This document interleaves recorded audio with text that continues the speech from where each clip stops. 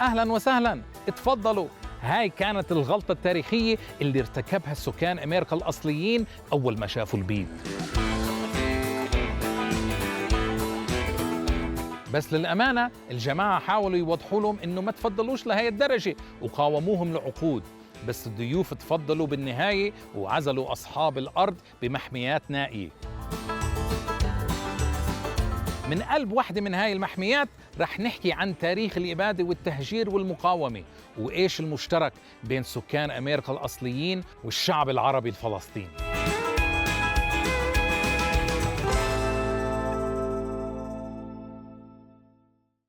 بتحب أميركا؟ في ناس بتحبها لأنها دولة فتية وحلوة حنونة، ولما تحب تعطيك كل الفرص اللي عندها.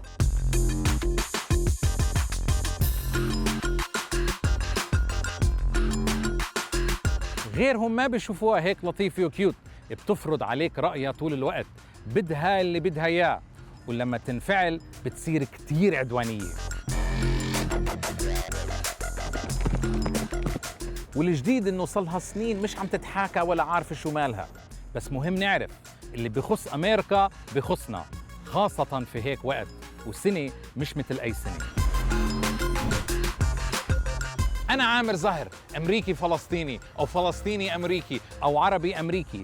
في ناس بتعرفني كأكاديمي وغيرهم عارفيني ككوميدي، كل حدا بحب يوصفني بإشي. جيت على أميركا لما كان عمري 3 سنين وعايش كل حياتي فيها. رح ألف معكم على ولايات أمريكية مختلفة ونحكي لأميركا شو القصة معك. We need to talk.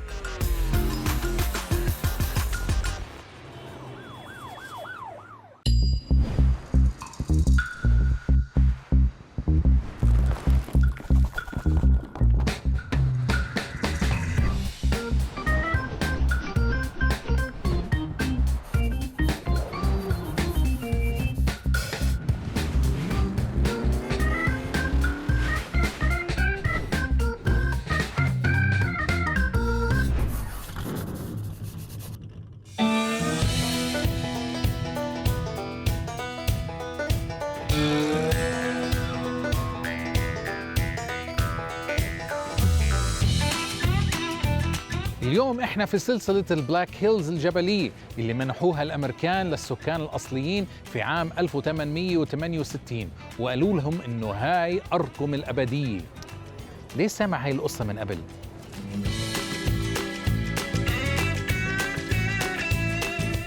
وهذا الوعد استمر بس لكم سنة، لاكتشفوا إنه في ذهب في الجبل، فرجعوا سحبوا وعدهم وطردوا السكان الأصليين من الأرض الأبدية.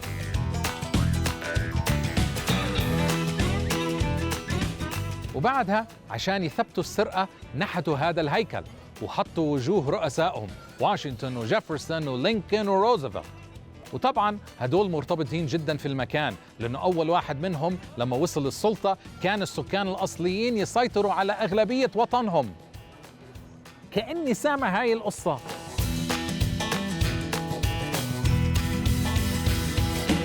ولما وصل الأخير منهم تم القضاء عليهم تماماً. أكيد سامع هاي القصة. وغلطة السكان الأصليين الوحيدة إنه قالوا لهم أهلاً وسهلاً، اتفضلوا.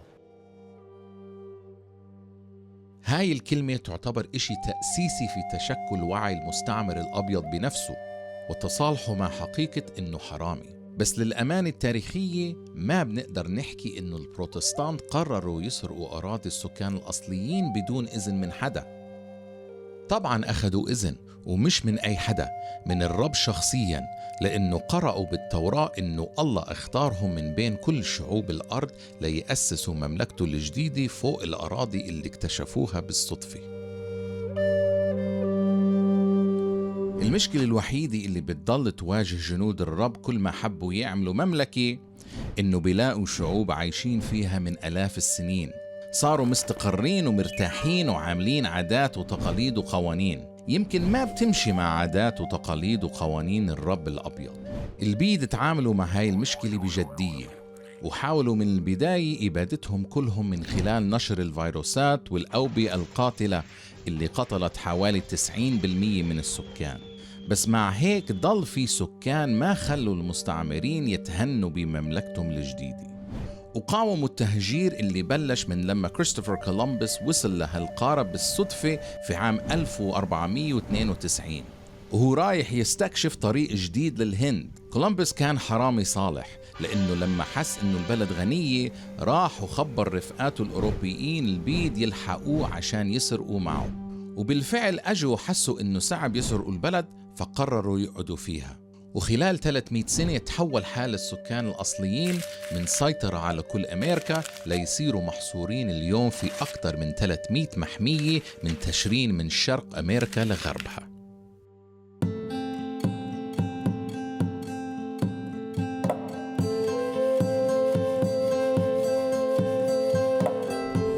موجودة بأميركا 325 محمية، وتقريبا ربع سكان الأصليين عايشين فيها.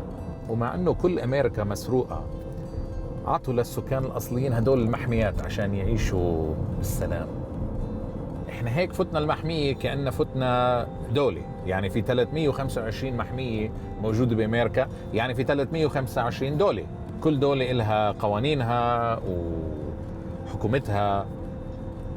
وأغلبية المحميات بالغرب، يعني غرب النهر المسيسيبي. أغلبية المحميات بتلاقيهم الأغلبية بالولايات الكبيرة زي ساوث داكوتا، أريزونا، وين في مساحة كبيرة. يعني مثلا بماساتشوستس اللي هي صغيرة، اللي كان فيها طبعا سكان أصليين، ما بتلاقي محميات أو قليل جدا.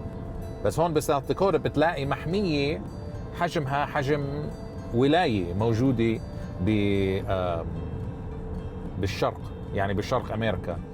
هلأ إحنا على طريق إلى واحدة من أكبر المحميات في أميركا، باين ريدج، المحمية المرتبطة بأحداث مهمة في مسيرة السكان الأصليين والموجودة في جنوب ولاية ساوث داكوتا. بتعيش فيها واحدة من أكبر قبائل السكان الأصليين بالمنطقة، قبيلة الأوغلالا لاكورا. رح نسمع من رئيس السلطة تبعهم ونشوف حياتهم ونظرتهم لأميركا. Hi, President Frank. Can you tell me first, what's the population of the reservation? Member-wise, we are 53,000 tribal members currently for a 3.3 million acre reservation. We still have racism alive surrounding our reservation, and that's the things we deal with. That's why we're so aggressive when it comes to outsiders coming in, like you folks. And I'm sure you experienced that coming in. You deal with these politicians all the time. Would you say that, I don't know, a little bit of denial? They haven't really come to terms with what their government and what their societies have done to the indigenous people here? They know what they did. We need to bring awareness to the people on the hill. I said, we have a treaty in place, a live, living, breathing treaty that we stood on, and we beat the United States on law enforcement.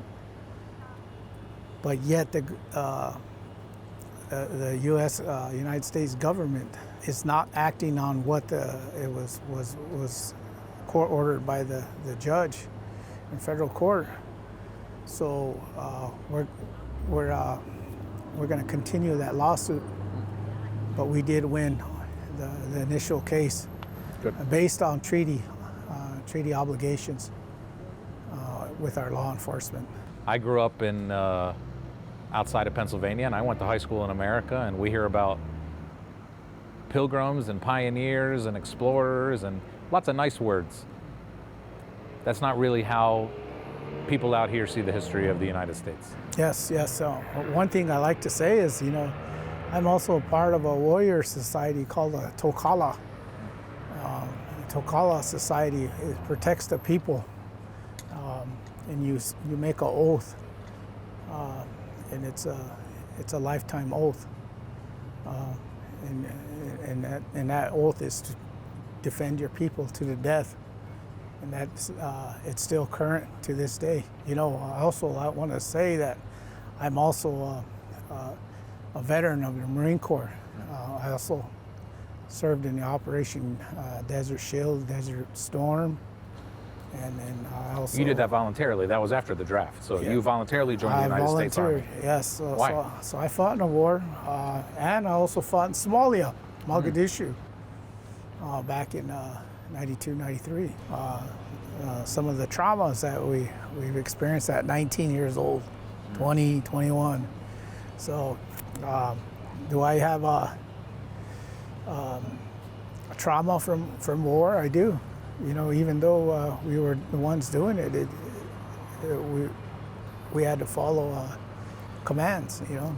So why'd you voluntarily join the United States military?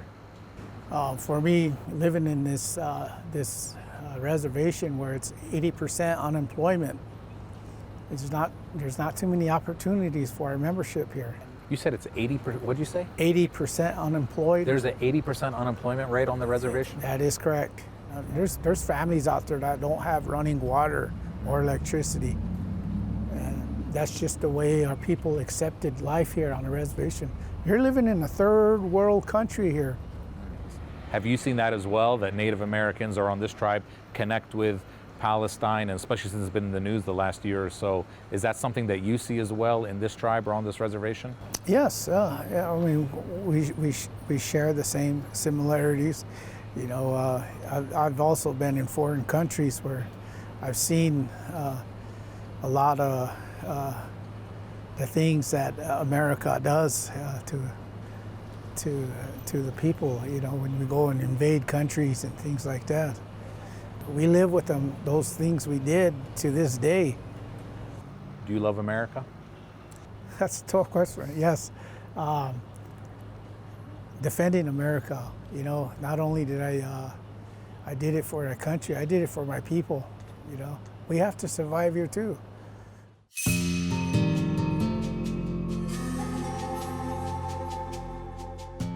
سكان المحمية من أحفاد شعب الله غير المختار في أميركا بيحكوا لنا عن حياة ما بين هويتين وثقافتين وروايتين للتاريخ عكس بعضهم.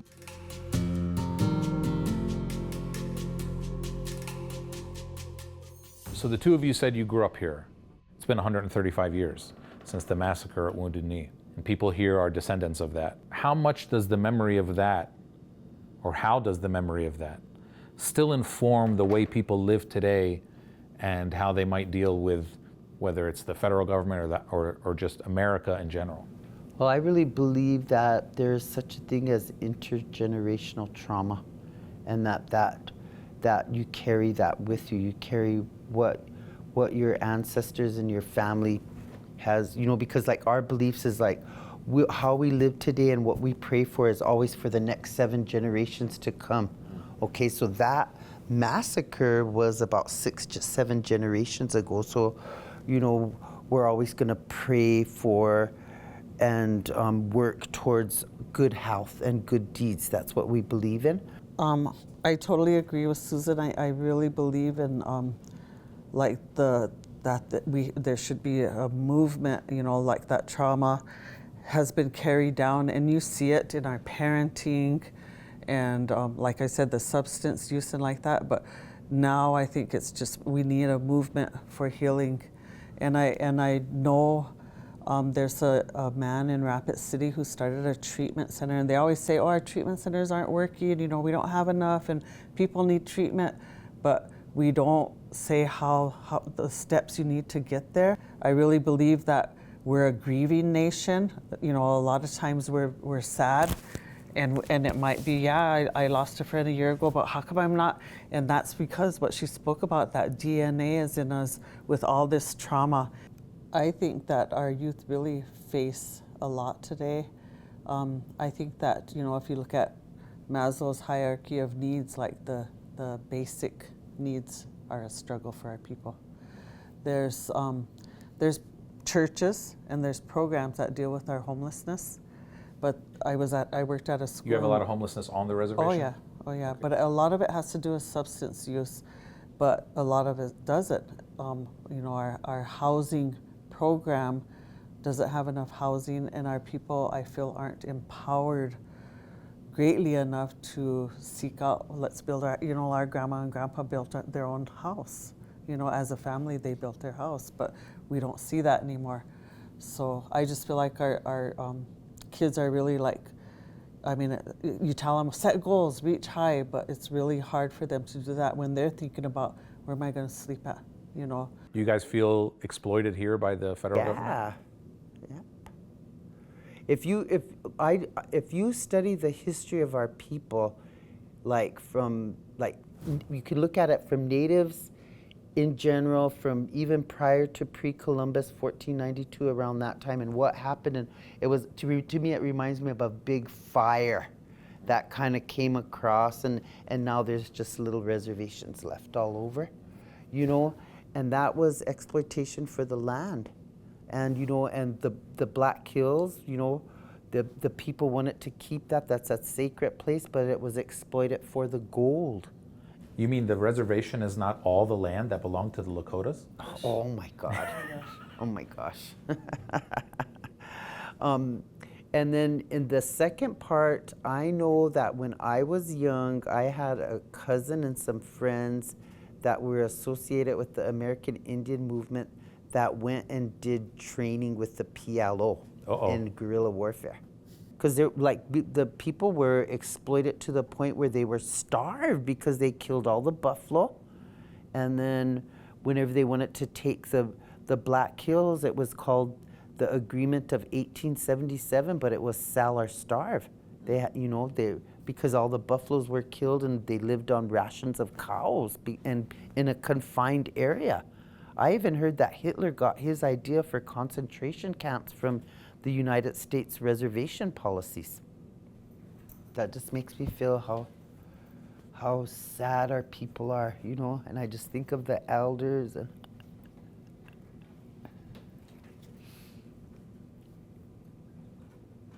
that was a massacre, you know. Do you love America? I do, out of loyalty to my dad and my uncles, the ones who served in the military, because as a little girl I remember, you know, Uncle Joe and different ones, and they were really honored when they came back. And didn't they a lot of them joined the military to become U.S. citizens? They joined the military before they were citizens. Yeah. So that's where the Citizenship Act of 1923 came from, is because our native people went to war in World War I and they weren't even citizens. But I don't know if I love America. Yeah, I do. This is my country, I guess. And really, we should love America. This is Turtle Island. This is our land. You know what I mean? This is Turtle Island. So it's just a different name? Just a different name. Right. Because we're connected to this land. We're connected to it. Okay. Thank you.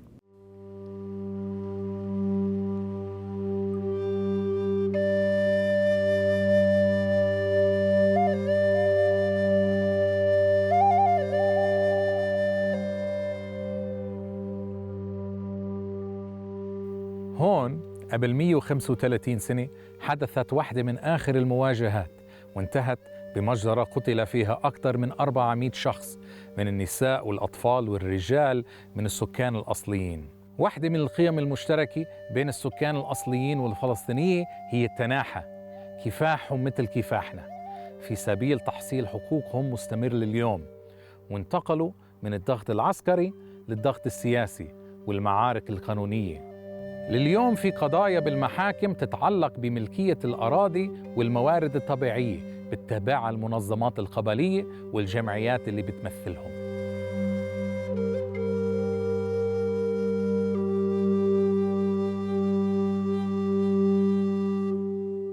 Miss Linda, you told me that you grew up somewhere around here. Yeah, that creek down below right here, across where the, just south of that trailer, that mobile home. So you've been on this reservation my whole lifetime. Yeah. We're up here at Wounded Knee. A lot of Americans hear about this. They never come here, they never see it. But it's a part of your history. Tell us about that a little bit. I've been here, I lived here my whole lifetime. Never really had the opportunity to go elsewhere, and I never wanted to. This is my life. This is my home. And so I like it here. And of course, I will die here too. And I have a really deep connection to my relatives who are buried here in this mass grave. One time we were sitting up here, we were teenagers, we're just messing around, sitting up here. There was a Catholic church right here. So we were just sitting on the steps and just kind of, just to pass time, we heard voices coming from the mass grave. Tell me about these papers. I see a lot of names on these papers. What is this all about? This one is my great-grandfather's testimony from 1890 when he was here. He was a survivor? Yeah, he was a survivor. That's what this is. Yeah, that's his testimony. That's in here, in this book.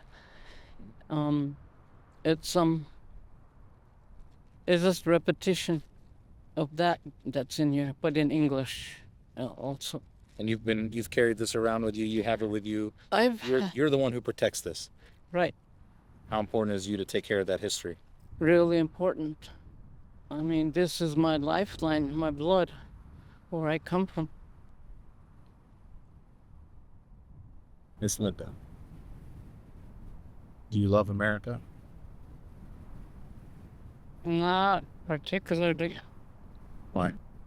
Because of what happened here. I mean, it was the government that killed our people here.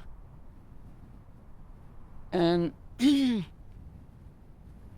before my mother passed away, and others in her generation, they would cry whenever they came here to make prayers. They would cry, heartfelt. Where do you think those tears came from? No, I don't have anything to say except that, you know, this mass grave needs to be left alone. Even over, like I said, even over after 100 years, my mother would cry. She would still mourn for our relatives who were killed here. And nothing's gonna ever, that said or done is gonna change what's in our hearts, deep within our hearts. Nothing will ever change that. There are people, they were killed mercilessly. And that hurts, still hurts to this day. That's about all I have to say. Okay, thank you. Mm-hmm.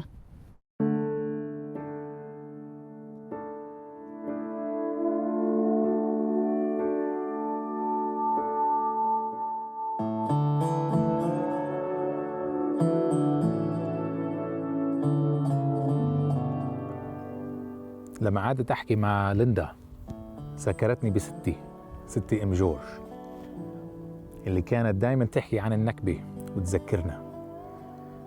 كانت كل ليلة تقعد لنا وتقولنا قالوا لنا بترجعوا بعد أسبوعين وبعدنا عم نستنى فيهم. أنا أول مرة باجي هون لهذا المكان وحاسس أول إشي بالحزن كأمريكي، لأنه أنا بعرف إن المجتمع الأمريكي بسمعش عن هاي المجزرة وعن هذا التاريخ ولا بنتعلم عنه.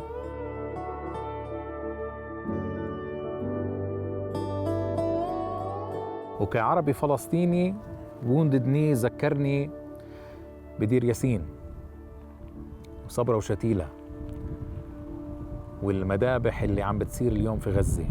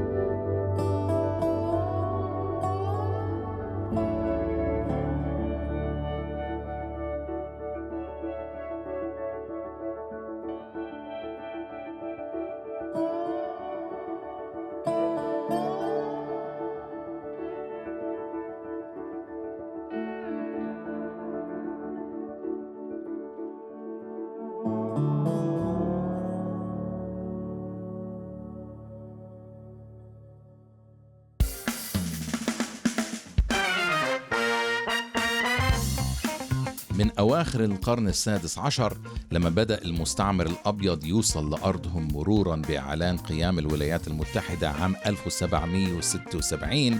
استمر السكان الأصليين بكفاحهم. الحروب اللي خاضوها لعقود وانعرفت بحروب السو ما انتهت لسنة 1890.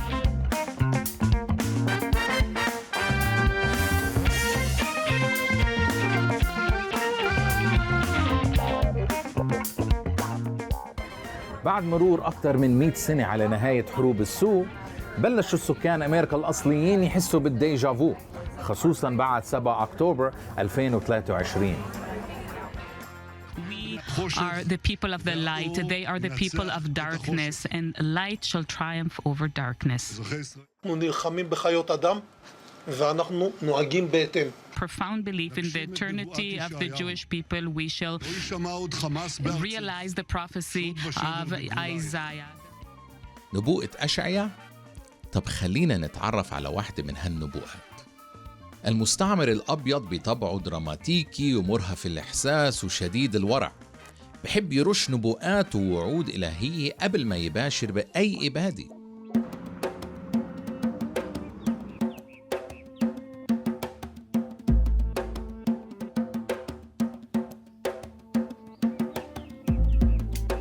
صحيح أمريكا مملكة الرب، بس بالآخر هي دولة ديمقراطية متحضرة تحترم القانون، فترجمت الوعود الإلهية لقوانين دستورية بتدعم عملية التهجير بشكل ديمقراطي.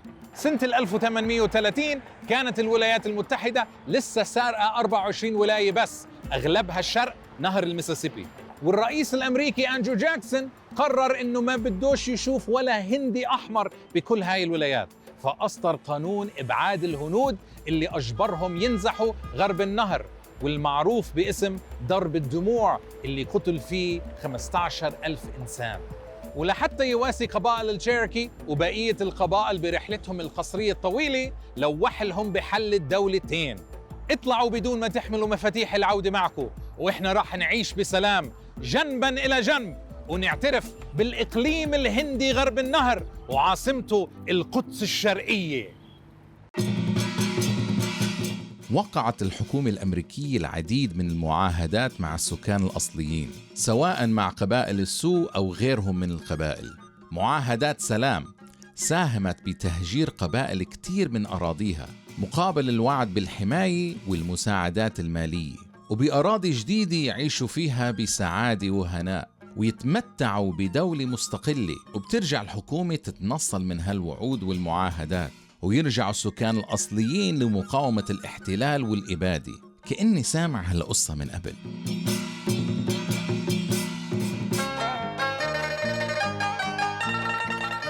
متذكرين سلسلة الجبال اللي انبنت عليها تماثيل الرؤساء الأمريكان؟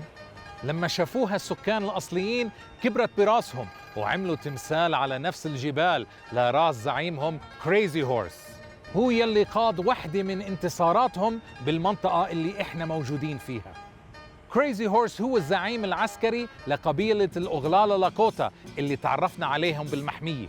سنة 1876 قاد كريزي هورس المقاومة لصد هجوم فرقة من سلاح الفرسان الأمريكي، وقتلوا قائدهم جورج كاستر وأكثر من 250 من جنوده، وأجبروهم على التراجع في معركة ليتل بيج هورن. ومع كل اللي جرى للسكان الأصليين بعدها، ما في حد سألهم هل تدين المقاومة؟ Do you condemn Crazy Horse؟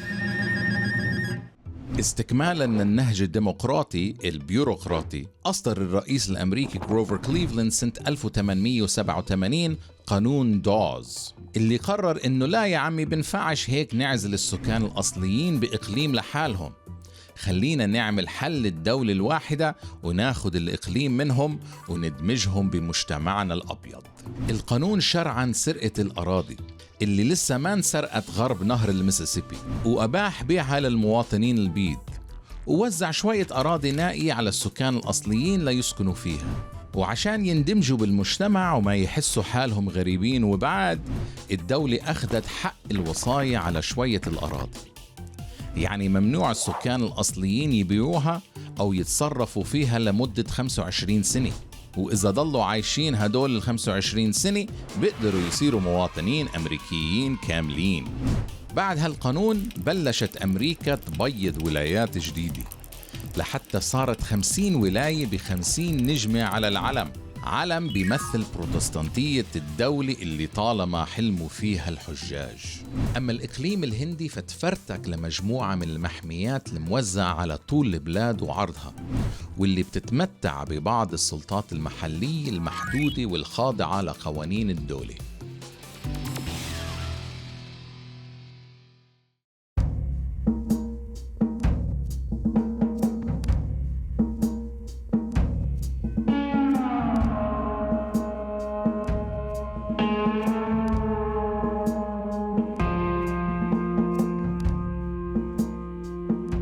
مثل ما في شعوب غير مختارة، في شعب الله المختار بفرعي الأمريكي والإسرائيلي، وبينهم تحالف تاريخي.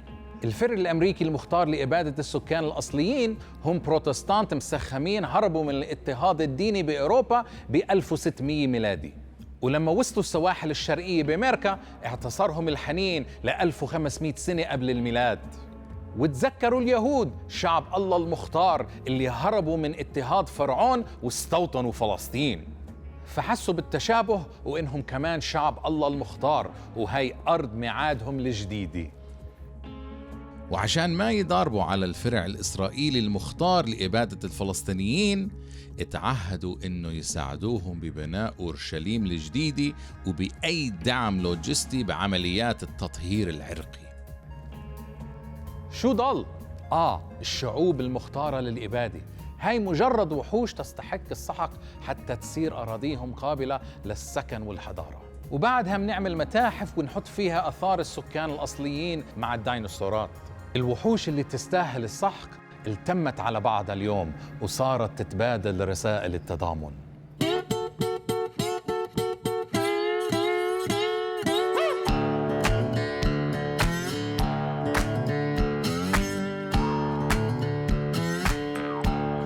في شوارع هاي المدينة الصغيرة طلعت مظاهرات بتندد بالمجازر في غزة اللي بيرتكبها الاحتلال الإسرائيلي، وفي قلب هالحراك كان في جمعيات من السكان الأصليين.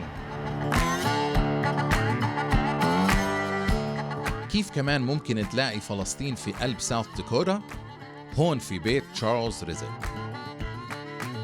So thanks, Charles, for being with us. As we Arab Americans grow up with the story of James Ober Rizik, that he grew up here in South Dakota, and he then eventually became a senator. He was a tribal lawyer and then became a senator. Can you tell us quickly the story of your dad and how he eventually became a senator?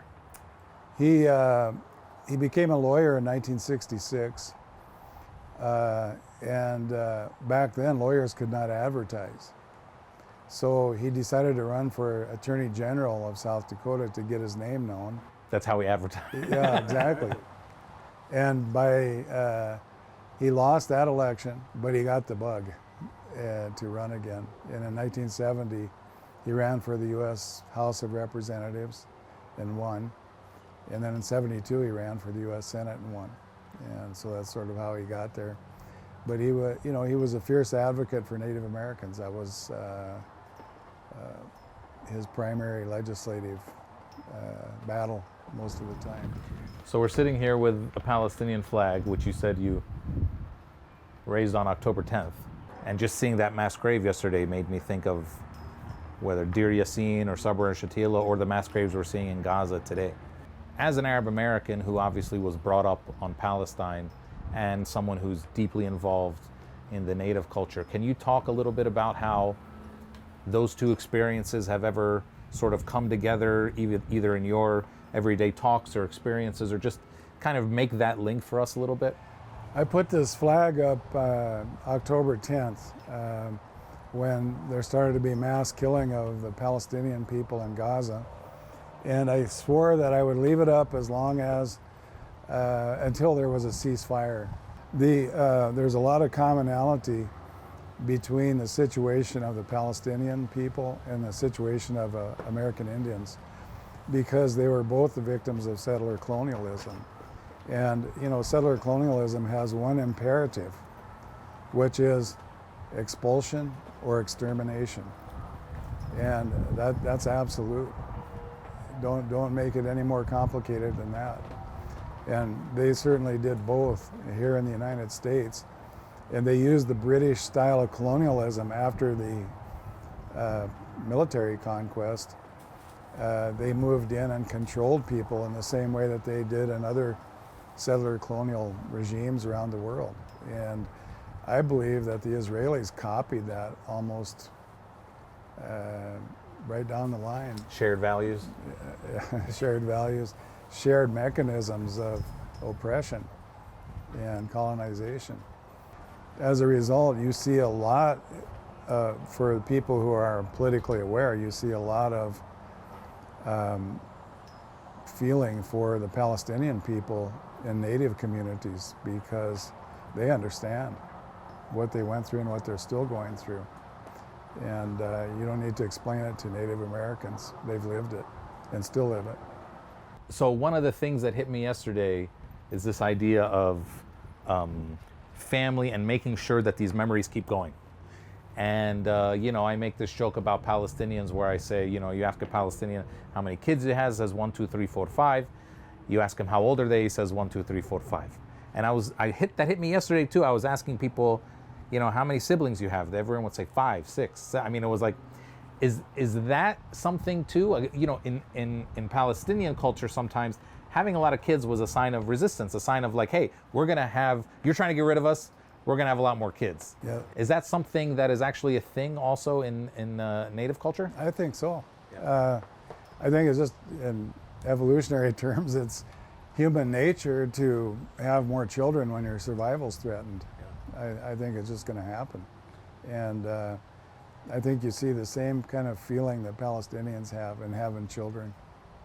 I hate saying it, but part of me as a Palestinian, when I was on the reservation yesterday, they told me about 80% unemployment, 55% poverty rates. I hate saying to myself, because I know those are our brothers and sisters and they went through what we're going through. But part of me says, man, what do we need to do to make sure that this is not our fate?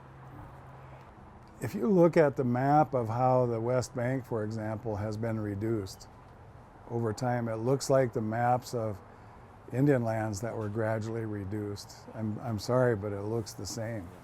And that is the American and the Israeli style of defeat and dispossession, which is to break up into smaller things so that they can be controlled, smaller parcels of land, and keep breaking it up until there's no power left rooted to the land.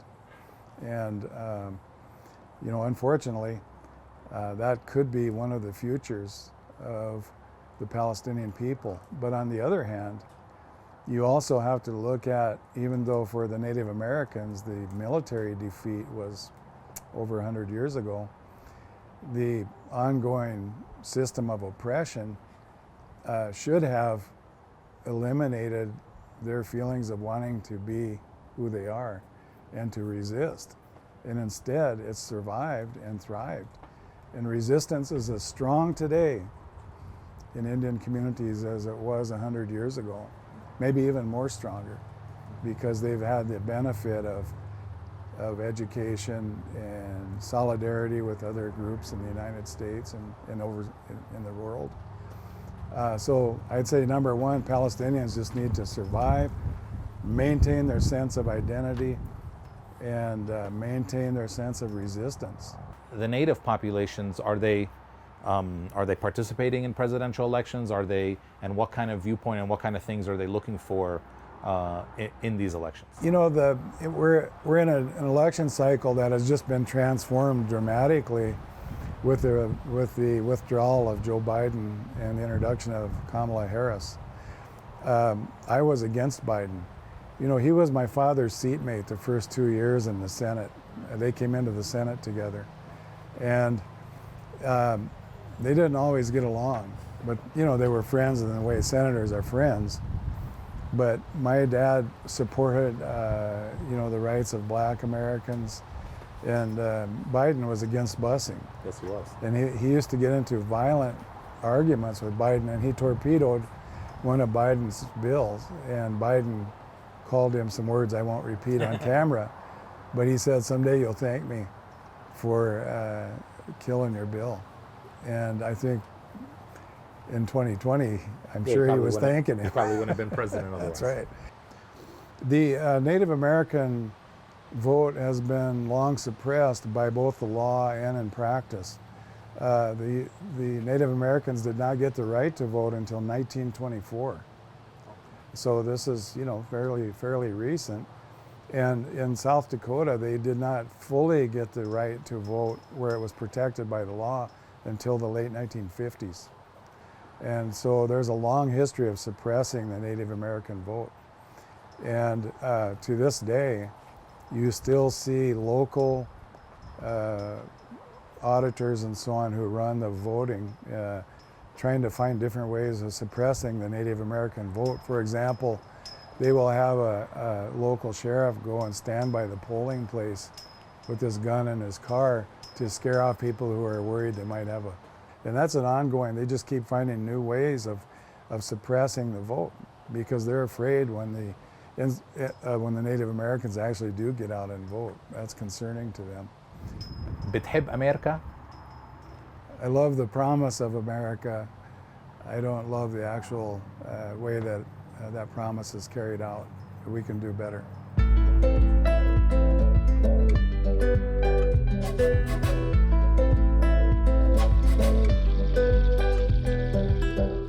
ولأنه مكتوب على الشعب الفلسطيني الشقة، فكانوا مضطرين هم كمان بعد سرقة أراضيهم إنهم يروحوا كأفراد لأماكن بعيدة ويثبتوا حالهم فيها. وهلأ رايحين نقابل واحد منهم.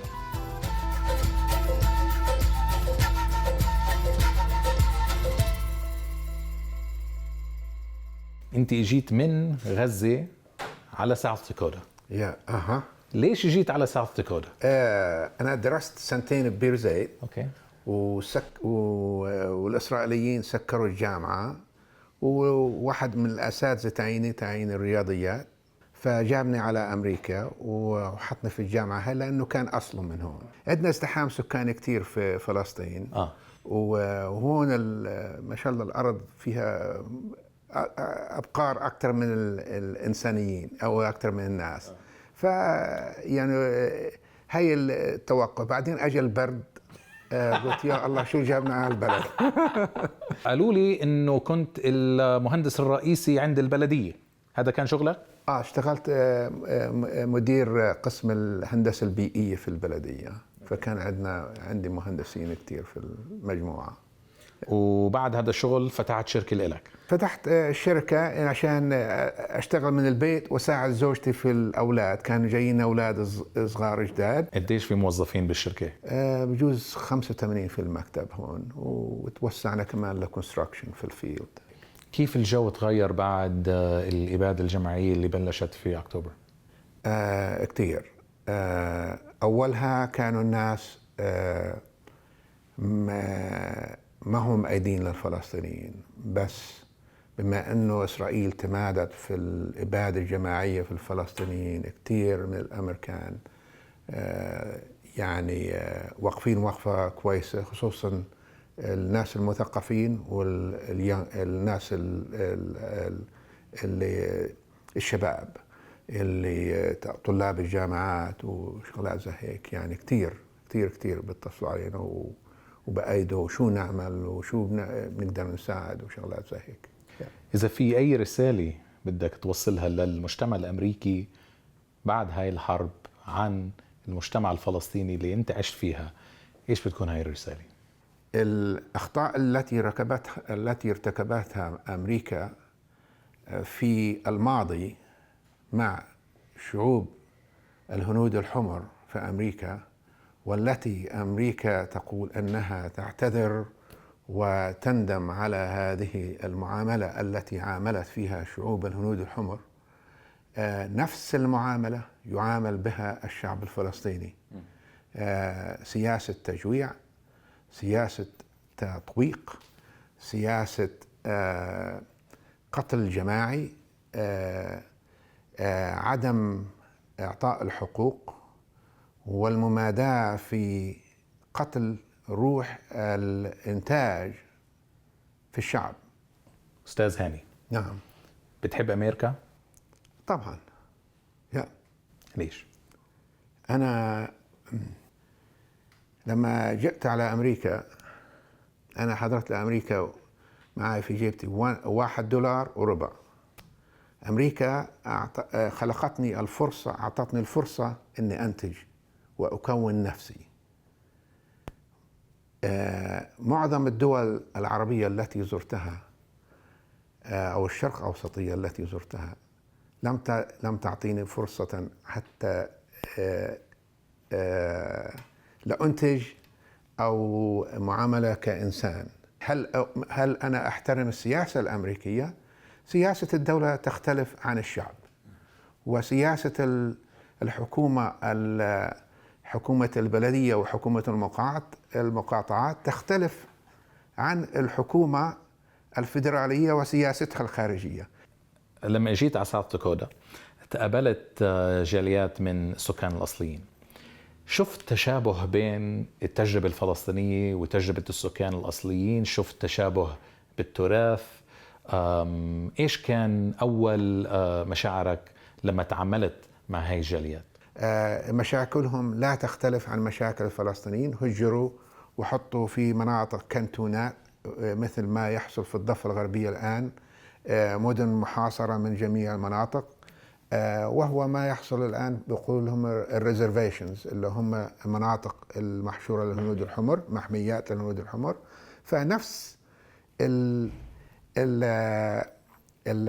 شو اسمه العذاب اللي بمروا فيه ومروا فيه نحن بنمر فيه، بس يا خسارة انه هم مروا ومر عليهم التاريخ، احنا بنمر واحنا في الحاضر، وما حصل لهم يحصل لنا الآن. ما حصل لهم لم يراه العالم لأنه ما كان موجود لا انترنت ولا تلفزيون ولا حاجة. أما الآن ما حصل لهم يحصل لنا أمام أعين العالم، ولكن للأسف العالم نائم.